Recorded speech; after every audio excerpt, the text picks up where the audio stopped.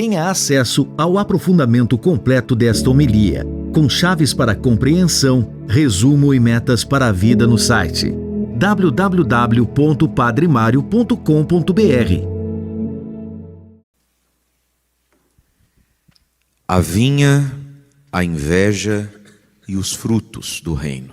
Irmãos e irmãs, o evangelho de hoje, Jesus o contou, essa pregação, essa parábola de Jesus, anota aqui o evangelista Mateus que estava na cena, de Jesus dirigindo-se aos chefes dos sacerdotes, aos anciãos do povo.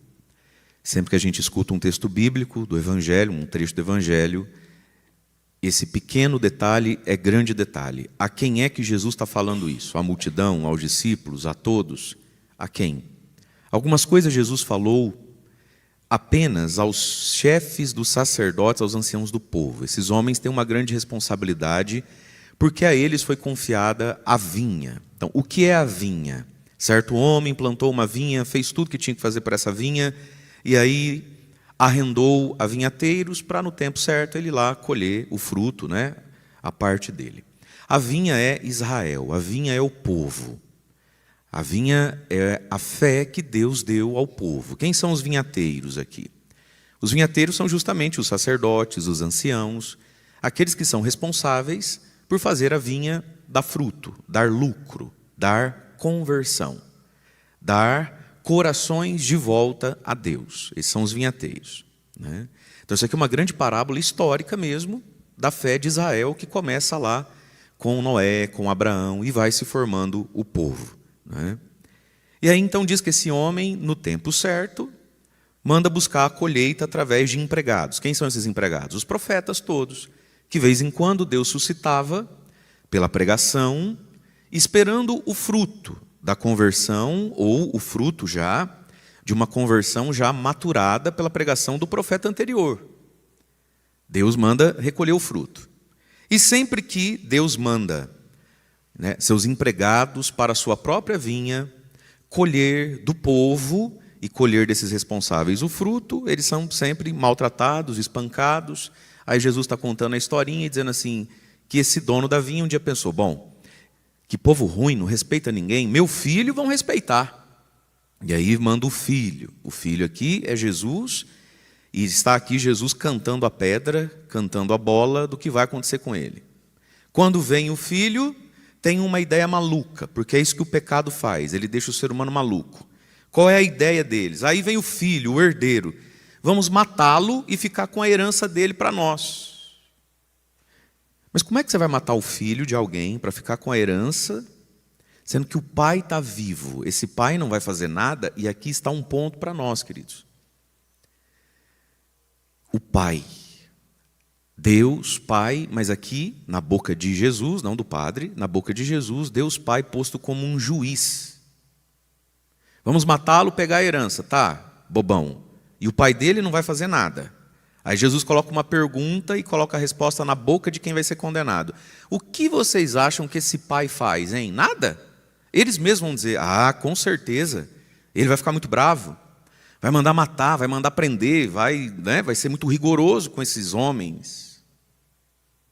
Eles estão falando deles mesmos, nem estão percebendo, Como assim? A gente pega Jesus, faz o que quer com Jesus, faz o que quer com a igreja, faz o que quer com o evangelho, faz o que quer com o batismo que nos introduziu na vinha, e não vai dar nada? A gente vive do jeito que a gente quiser e não vai dar nada. No fim, todo mundo senta junto. No fim, todo mundo fica junto. São Francisco de Assis, Madre Teresa de Calcutá, São José, Nossa Senhora, e quem viveu do jeito que quis, senta junto.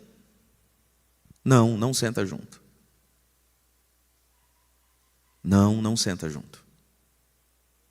Aí eles vão responder, esse homem vai ser muito rigoroso. Aí Jesus vai falar dele mesmo, citando o Salmo. Vocês nunca leram ou estão esquecidos? A pedra que os construtores rejeitaram vai ser a pedra angular, e isso é obra de Deus maravilhosa aos nossos olhos. Jesus está falando dele. Porque Jesus é esse filho que vai ser, e aqui tem uma sutileza, quando eles veem o filho, eles dizem o quê? Vamos matá-lo e jogá-lo fora da vinha. Isso aqui é a Sexta-feira Santa. Jesus morre fora da Terra Santa. O Monte Calvário é fora da Terra Santa. Jesus foi jogado fora. E tudo isso está prefigurado. Agora vamos olhar um pouquinho para a inveja, uma vez que a gente já entendeu o que é a vinha, que é o Israel antigo, e hoje é a igreja. Vamos olhar um pouquinho a inveja, porque tudo isso aqui passa pela inveja. Jesus foi muito invejado, porque Jesus veio fazer aquilo que os chefes dos sacerdotes, os anciãos do povo, de algum modo já faziam. Pregar, ensinar, falar de Moisés, falar de Abraão, falar de Isaías, aplicar a antiga aliança. Só que na boca de Jesus dava fruto, na vida de Jesus dava resultado. E quando esses homens faziam isso, não dava resultado. Parece a senhora tentando fazer bolo. Aquela receita que a senhora, de tanto ouvir do filho, do marido, ai, tia fulana faz um bolo que não tem igual. A senhora, muito doída, um dia se permitiu pedir para ela a receita daquele bolo. E toda vez que a senhora faz a receita do bolo dela, o bolo não cresce. O bolo mingua, não é verdade? Então, com muita dor, a inveja, gente, existe. Jesus foi muito invejado porque o bolo de Jesus crescia. E já esses homens, quando iam pegar a mesma receita de Jesus, o bolo não crescia. O povo sentia um tédio de ouvir aqueles homens. Com Jesus era diferente. Onde é que está tudo isso posto? Como prefiguração. Porque todo o Antigo Testamento, ele é bem entendido, se lido a partir de Jesus. Então nós ouvimos aqui a história de José do Egito. José do Egito não é José, pai de Jesus. Esse José do Egito está uns 700 anos antes, mais, de José, o pai de Jesus, que um dia também desceu no Egito. Mas é outro José, que isso fique claro. O José do Egito, jogado na cisterna. Certo? Esse José não é o pai de Jesus. Só tem uns 800 anos de diferença aí. Muito bem. Nós ouvimos aqui a primeira leitura, José do Egito.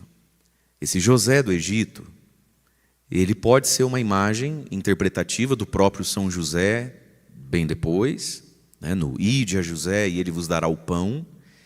Mas esse José do Egito, ele é sobretudo uma imagem de Jesus. Ele é uma prefiguração de Jesus. E aí nós vimos a história de José do Egito.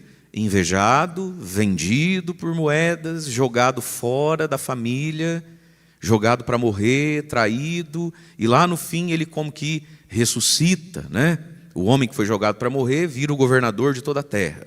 Então esse José é uma prefiguração de Jesus. E nós vimos José sofrendo na mão da inveja. Aí vem o sonhador, disseram os irmãos dele, Vamos jogar ele nessa cisterna aqui, vamos ver de que vale ficar sonhando tanto. Porque José tinha o dom dos sonhos. E José tinha tudo o que uma pessoa precisa para ser abençoada, próspera e ser uma bênção para os outros. José tinha um manto colorido, José tinha um sonho e José era muito amado. A leitura que diz aqui que ele era o caçulinha, depois dele vai nascer mais dois, ainda lá no fim da história. Mas até então, ele é o caçula, e ele nasce quando o papai dele, Jacó, já é velhinho. E aí você sabe, Na hora de tratar o menino como filho, na verdade tratou como se fosse neto. Vai ficando aqueles velho babão, Você sabe que vô e vó é um trem perigoso, não é verdade? Não adianta a senhora fazer essa cara feia para mim. Se eu conversar com seus filhos, eu sei o que eles vão me dizer da senhora. Que a senhora educava com o olho, com a chinela. Agora a senhora é vó. Ah, filho, tadinho do menino. Coitada dela, deixa comer, vem, filha, só um docinho não faz mal. É ou não é verdade? É ou não é verdade? Para que falar assim com a criança? Vai criar trauma. A senhora que educou com um pedaço de pau na mão, viga de balaústra. Estou errado? A sua filha com 7 aninhos, a senhora botava para esfregar o vermelhão no chão já. Com 12 anos ela sabia lavar, passar a cozinhar e costurar. Hoje a sua neta, coitada da menina, tanto que ela estuda. Tadinha, estuda nada. Pega o boletim dela, é 7,5, 6, enfim. Jacó já era um vovozão, Deus deu a ele mais um filho. Aí estragou o menino, diz a Bíblia assim, ele amava mais esse do que os outros. São problemas familiares, As predileções, as invejas. E fez para ele então algo que na época era tipo camisa da Lacoste, era tipo o iPhone 16, era tipo você dar uma saveirinho branca rebaixada para o menino, era coisa de playboy. Uma túnica de mangas largas, longas, E não só isso, colorida. Lá, muito antigamente, todo mundo se vestia de bege, de palha. Não é isso? Quando muito conseguia fazer uma túnica na vida, uma roupa da cor do próprio algodão ali, né? Do próprio linho, era aquilo. Colorir uma roupa, isso é coisa para gente muito rica, era um presente muito caro. Então ele tem 12 filhos, só um tem roupinha colorida. Olha o inferninho que isso vai virar dentro de uma casa, né? Mas vamos lá. José, então, ele é muito amado. Ele tem um sonho. Ele era um sonhador e ele tinha um sonho de que um dia ele ia ser grande. O único defeito de José foi que ele falava demais. Na Bíblia que você não lê, é uma pena que você não lê, a história de José do Egito você nem conhece, eu não vou fazer homilia aqui até meio-dia, me dá vontade, mas Gênesis 37 é o primeiro livro da Bíblia, você nunca nem leu o Gênesis, é uma vergonha isso. Mas lá fala, né, que ele falava demais. Ele chegava e contava seus projetos, contava seus sonhos para os irmãos, e isso foi causando inveja nos irmãos. Até que um dia ele bobamente, inocentemente, falou assim, inclusive eu sonhei que eu vou ser grande e vocês vão me servir. Cala a boca, fica quieto, só deixa acontecer. Mas foi falar. E os irmãos pegaram raiva, pegaram birra dele, né? E aí veja, ele é muito amado, ele tem sonhos, ele tem projetos. No final da história da vida de José, quando ele é governador do Egito, 40 anos depois quase dessa cena aqui, desse dia, os irmãos vão até ele, né, sem saber que ele é ele, para pedir trigo, pedir pão, porque estamos lá nos 7 anos das vacas magras. E é José que teve o sonho, interpretou e agora governa a terra. Esses homens chegam lá, e é interessante a gente notar na história que o pai deles já está para morrer. Ele já era velho no início, 40 anos depois ele está gagá já. E a Bíblia nos faz saber que esses filhos, homens, nunca saíram do redor do pai. Eles viviam do que o pai fez, a vida toda. Ele, as mulheres, os filhos, tudo ali, ao redor do pai, do sítio do pai, da fazenda do pai. E no meio daquela fome, daquela miséria, diz a Bíblia que Jacó tem que falar bravo, ele briga com esses filhos dele, com esses bundão, com essas pencas de banana, e fala assim, escuta, está todo mundo sabendo e conversando e dizendo que lá no Egito tem trigo, vai lá ver se tem comida, vai lá, leva um cabrito magro, tenta trocar num saco de farinha, faz alguma coisa, trem. Homens que nunca fizeram nada da própria vida, a não ser reclamar. A não ser olhar para o céu e falar, ó céus, ó vida. E arrumar culpado, claro, né? Quem é assim, alguém tem culpa, não é ele. Portanto, queridos, José teve irmãos que nunca deram um passo para frente na vida. E geralmente quem nunca deu um passo é invejoso. A culpa é de Deus, a culpa é porque está calor, é porque está frio. E a vida passa. E lá se vão 20, 30 anos, e eles estão no mesmo lugar, do mesmo tamanho. Só que entre eles tinha um que olhava e via. José era aquele tipo de pessoa que chega assim, olha, aqui assim, né, se a gente parece que pintava com o olho e com a mão. Então ele é muito amado pelas pessoas, ele tem sonho e ele tem um manto colorido. E o manto colorido, simbolicamente, são as aptidões humanas. Ele tem talentos, ele tem capacidades. Diferente dos irmãos, que se esse pai morre, todo mundo passa fome. Ele não, ele vai governar mais para frente o Egito. E aqui está a receita, não só para ser abençoado, não só para ser alcançado e movido por Deus, como também, ao mesmo tempo, né, é o outro lado da moeda.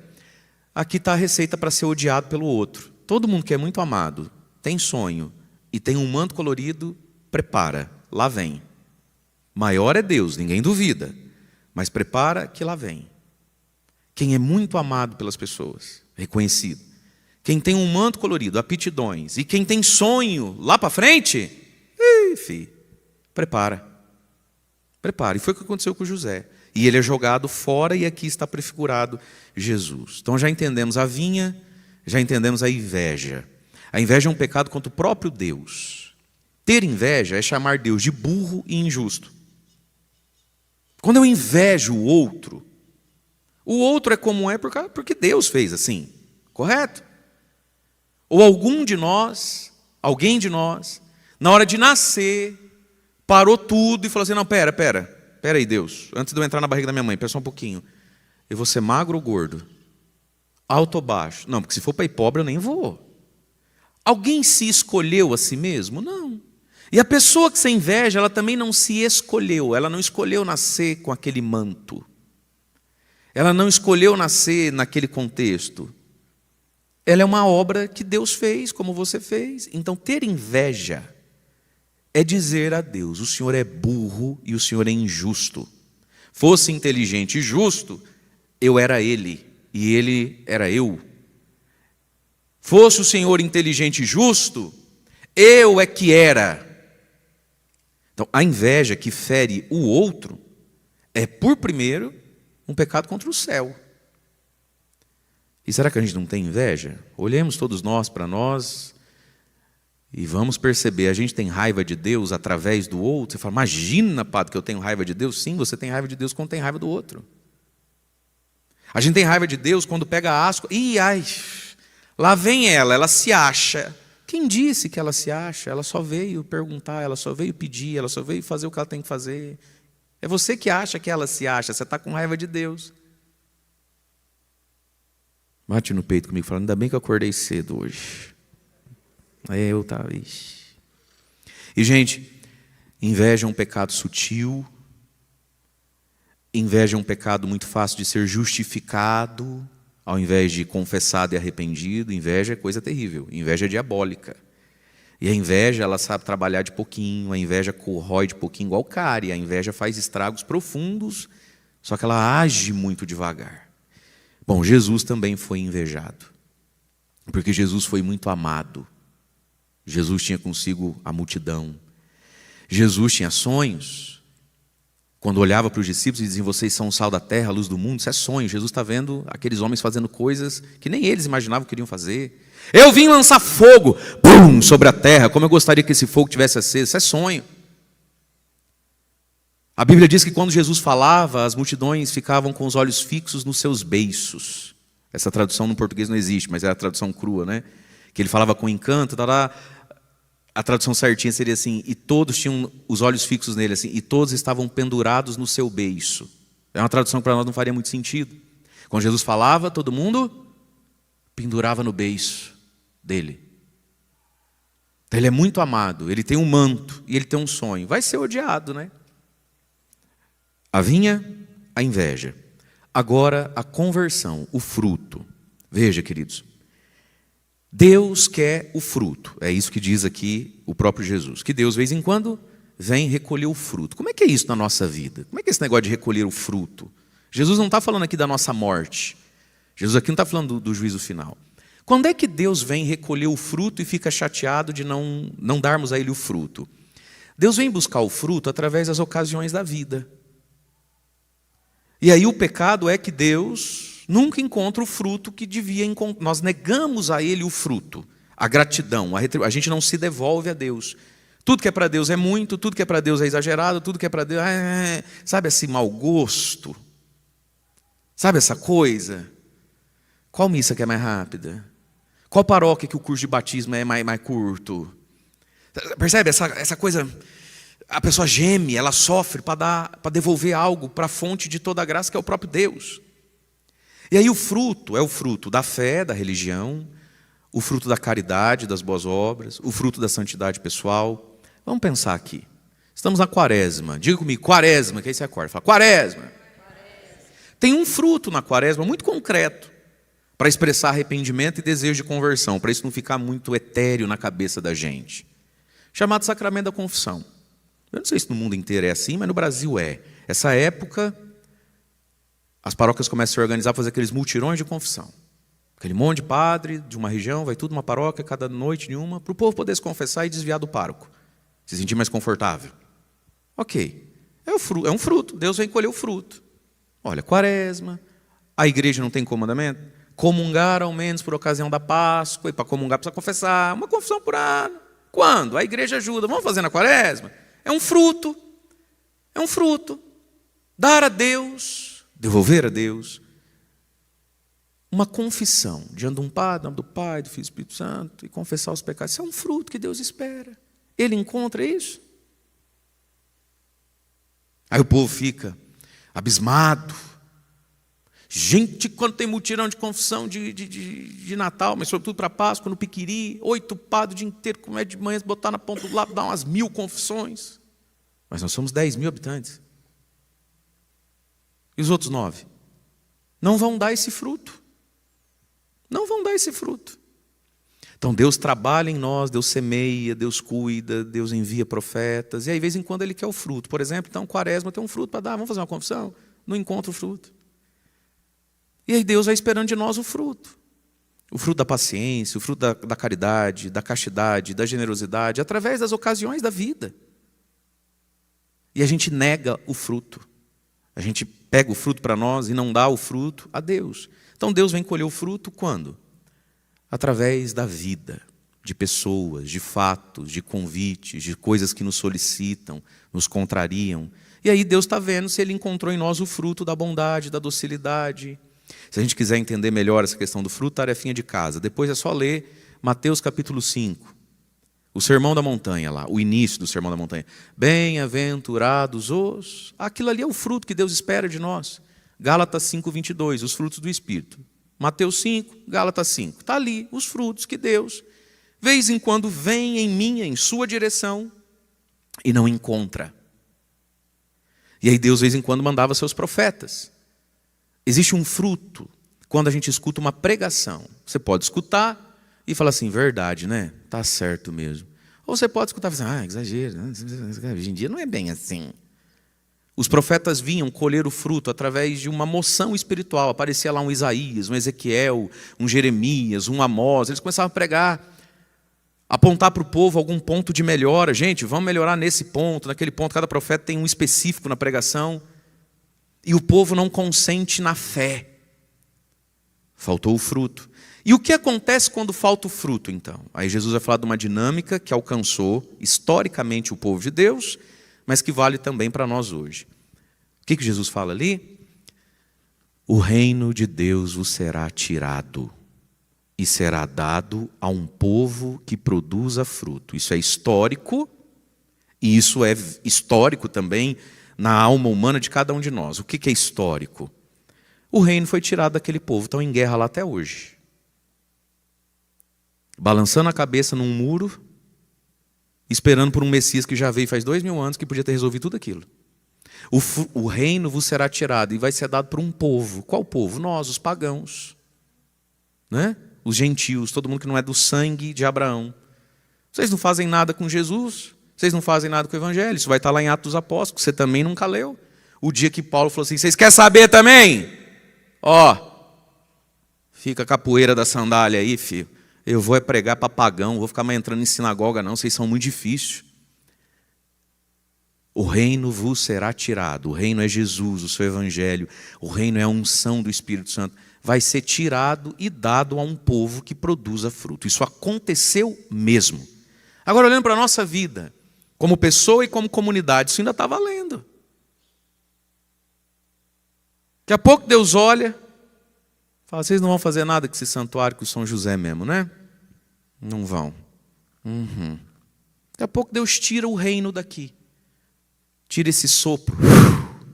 Tira essa presença daqui e derrama em outro São José lá. Quantas coisas na igreja hoje viraram um elefante branco, um museu de nada?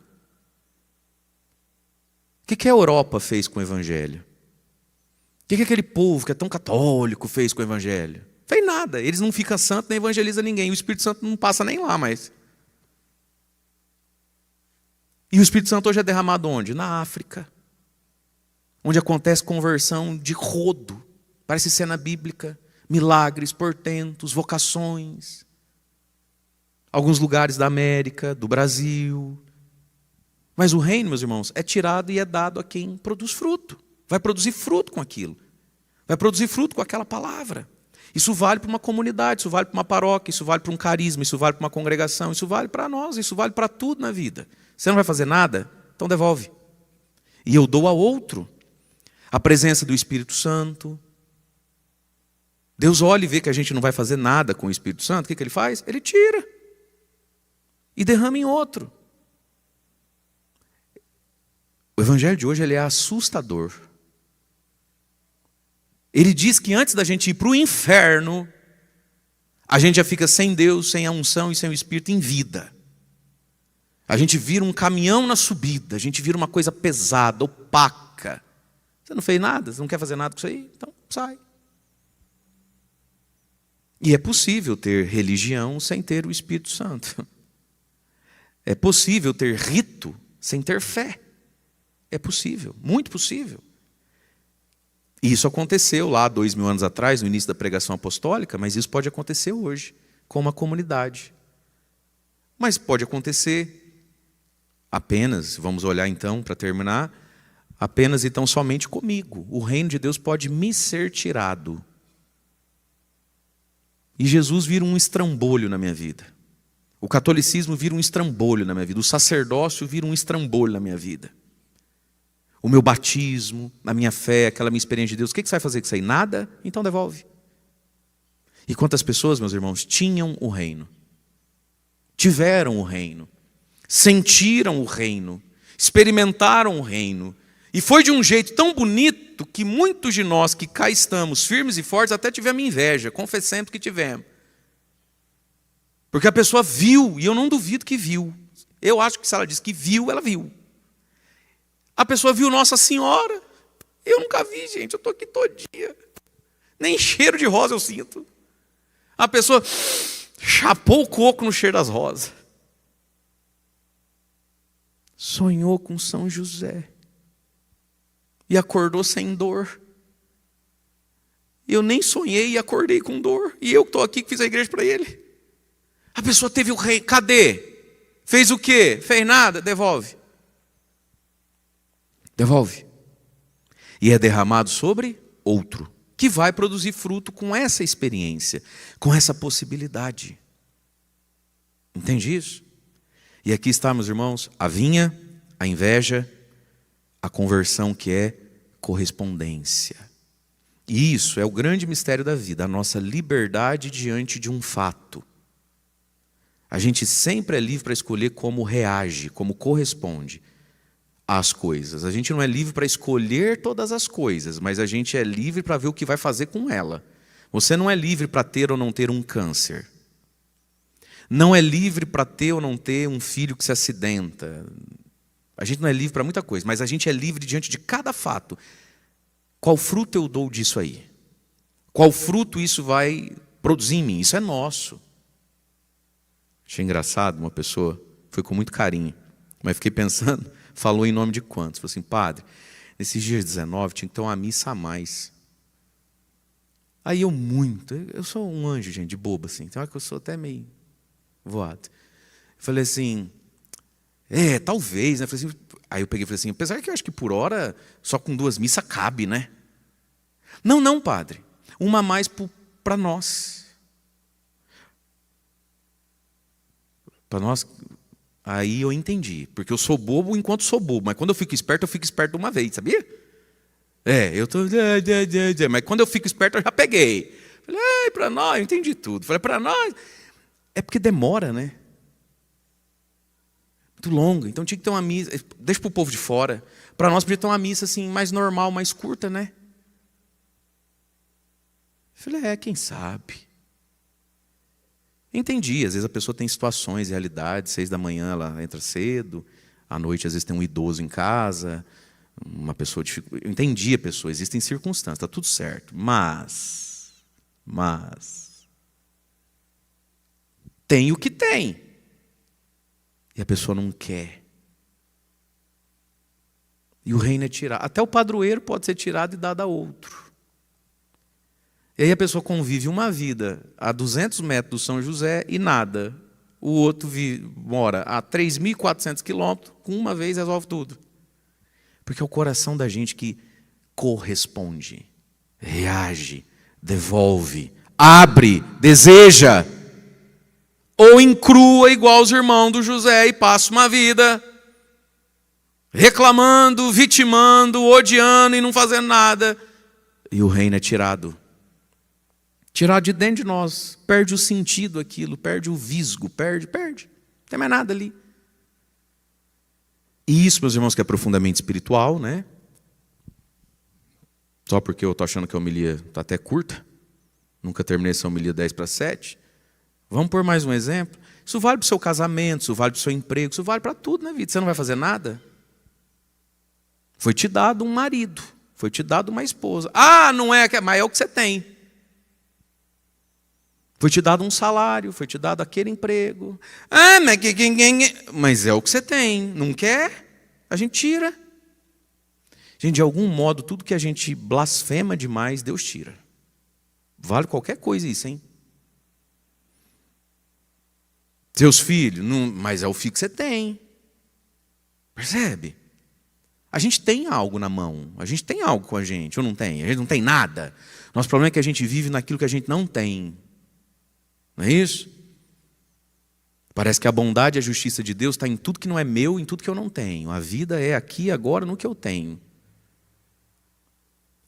O que vai ser feito com isso? Nada. E geralmente quem não faz nada ou está muito atrasado no que tinha que ser, vai ficando mentiroso, vai ficando pelos esgueios dos cantos. Já reparou isso? Quem não está produzindo não gosta de luz. Quem não está frutificando, seja em que área for da vida, não gosta da luz. Não gosta do enfrentamento, não gosta da conversa. Não gosta da cobrança, não gosta da exigência. Foi dado algo. E aí Jesus mesmo um dia vai dizer que o reino dele é simples, singelo, pequeno e discreto como um grãozinho de mostarda, mas ali dentro tem tanta coisa que precisa vir para fora.